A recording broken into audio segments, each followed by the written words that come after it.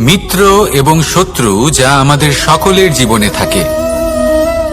মিত্র সে যে আমাদের সঙ্গ দেয় এবং সংসারের সবথেকে উঁচু শিখরে আমাদের নিয়ে যায়, এবং শত্রু সে যে যে কোনো মুহূর্তে যে কোনো শিখর থেকে আমাদের নিচে ফেলে দিতে পারে। এবার বিচিত্র ব্যাপার হলো এটাই যে আমরা নিজেরাই এদের সাথে নিয়ে চলি, নিজেরাই এদের পালন করি। তা কি করে? প্রথমে বুঝুন এই মিত্র এবং শত্রু কারা। আপনার নিজের মন, আর কেউ নয়। এই মনই হলো মিত্র যখন তাতে ভারসাম্য বজায় থাকে, তা নিয়ন্ত্রিত থাকে, তা পবিত্র হয়। কিন্তু যদি এই মন অনিয়ন্ত্রিত হয়ে পড়ে, যদি আপনাকে সে নিয়ন্ত্রণ করতে শুরু করে, তখন সেই আপনার সবথেকে বড় শত্রু হয়।